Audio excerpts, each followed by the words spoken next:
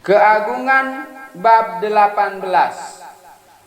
Parwati berkata, "Wahai suamiku tercinta, Anda telah menyampaikan keagungan bab 17 Srimad Bhagavad Gita. Sekarang mohon ceritakan keagungan bab 18 Srimad Bhagavad Gita." Dewa Siwa berkata, "Wahai putri dari Himalaya, Parwati, dengarkanlah keagungan bab 18 Srimad Bhagavad Gita yang melebihi Weda serta memberikan kebahagiaan tanpa batas. Ketika memasuki telinga seseorang, ia menghancurkan segala hasrat duniawi. Bagi penyembah murni Tuhan, ia merupakan nekstar ilahi. Ia merupakan nyawa Sri Wisnu sendiri, dan ia merupakan pelipur lara bagi Dewa Indra serta dewa-dewa lainnya, termasuk para yogi agung yang dipimpin oleh Sanaka dan Sananda. Orang yang mengucapkannya mengusir utusan Yamaraja pergi menjauh. Tidak ada kegiatan pengucapan lain yang bisa dengan begitu cepatnya menghancurkan segala dosa dan membebaskan seseorang dari 3 jenis kesengsaraan di dunia ini. Sekarang dengarlah dengan penuh rasa bakti. Di puncak Gunung Meru terdapat Amarawati yang dibangun oleh Wiswakarma. Di kerajaan kahyangan itu, Dewa Indra beserta Saci, istrinya, dilayani oleh para dewa. Suatu hari saat Dewa Indra sedang duduk bersantai, ia melihat seseorang yang amat rupawan tiba di sana, dan pelayan-pelayan Sri Wisnu sedang melayaninya. Ketika Dewa Indra melihat anak muda rupawan itu, ia langsung jatuh tersungkur dari singgasananya. Pada saat itu para dewa yang telah memuja Indra mengambil mahkota yang dipakai Indra lalu mengenakannya di kepala orang baru yang rupawan itu. Setelah itu semua dewa serta penghuni planet-planet kayangan lainnya mulai melaksanakan arati dan melantunkan kidung-kidung untuk Raja Indra yang baru itu.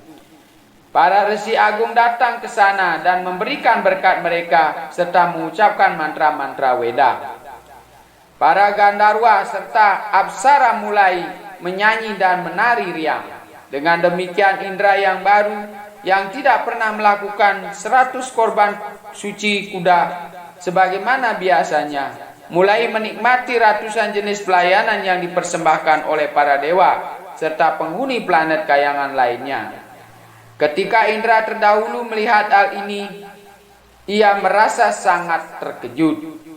Ia mulai berpikir dalam hati, orang ini tidak pernah membuat sumur atau menggali kunda atau menanam pepohonan untuk kesejahteraan orang lain. Ketika terjadi kemarau, ia tidak menyediakan biji-bijian sebagai sedekah. Ia tak pernah melakukan korban suci apapun atau kedermawanan mewah di tempat-tempat suci. Lalu bagaimana cara dia bisa merebut tahtaku? Dalam keadaan pikiran kacau balau, Indra terdahulu pergi menuju lautan susu untuk berdoa kepada Sri Wisnu.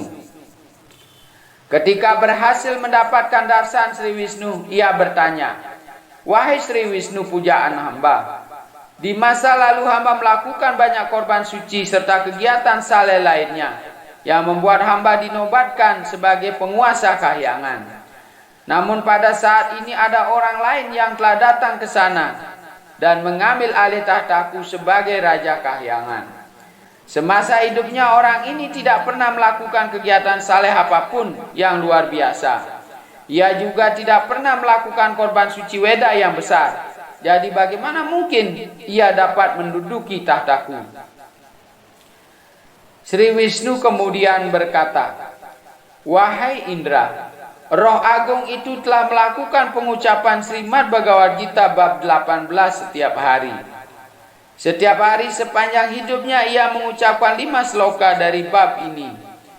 Dan disebabkan oleh kegiatan itu ia mendapatkan pahala dari segala jenis kegiatan saleh serta yadnya, dan setelah menikmati selama beberapa tahun sebagai raja kahyangan.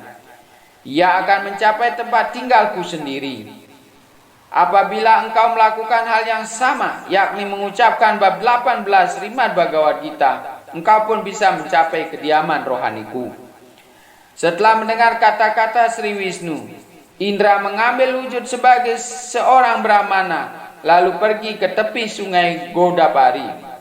Di sana ia melihat kota Kalagrani yang amat suci. Di tempat itu berstana Tuhan Yang Maha Kuasa dalam wujudnya yang dikenal sebagai Kaleswa. Tak jauh dari kota ini, di tepi sungai Godapari, seorang Brahmana suci sedang duduk.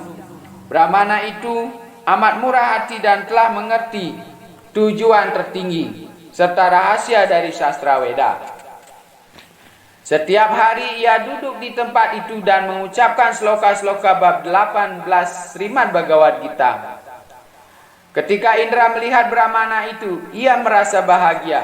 Ia segera bersujud di kaki Brahmana itu lalu meminta agar mengajarkan bab 18 Srimad Bhagavad Gita kepadanya. Setelah Dewa Indra berlatih pengucapan bab 18 Srimad Bhagavad Gita selama beberapa waktu, ia berhasil mencapai tempat tertinggi di Wisnu Loka. Ketika mencapai tempat itu, ia menyadari bahwa kebahagiaan yang telah ia nikmati sebagai Raja Indra bersama para dewa tidak ada apa-apanya. Wahai Parwati, karena itulah para resi agung secara khusus mengucapkan bab 18 Srimad Bhagavad Gita ini. Dan dengan melakukan demikian cepat sekali mencapai kaki Padma Sri Wisnu. Siapapun yang mendengar atau mempelajari Gita Mahatmya ini dengan cepat menghancurkan segala dosa yang telah menumpuk pada dirinya. Orang yang mengingat percakapan ini dengan penuh keyakinan akan mendapatkan pahala dari segala jenis kegiatan saleh dan korban suci besar. Dan setelah menikmati segala kemewahan duniawi, ia mencapai kediaman Sri Wisnu. Demikianlah berakhir uraian keagungan Srimad Bhagavad Gita sebagaimana disampaikan oleh Dewa Siwa kepada Parwati Dewi istrinya. Ekam Sastra Dewaki Putra Gitam. Eko Dewo Dewaki Putra Epa. Eko Mantra Tasya Namami Yani. Karmapi Ekam Tasya Dewasya Sewa. Sudah cukup ada satu kitab suci murni Bhagavad Gita yang adiluhung sabda Sri Krishna, satu Tuhan pujaan Sri Krishna, satu mantra nama sucinya, dan satu kewajiban bakti kepada Tuhan pujaan tertinggi Sri Krishna. Kisah tentang sebuah pengalaman di ambang kematian. Hukum karma menyatakan bahwa kita semua bertanggung jawab atas semua tindakan kita.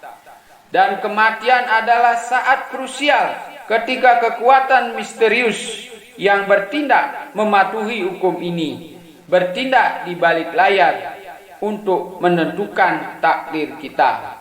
Inilah bagian terakhir dari Gita Mahatmya dari Padma Purana. Dewa Siwa mengagungkan Bhagavad Gita.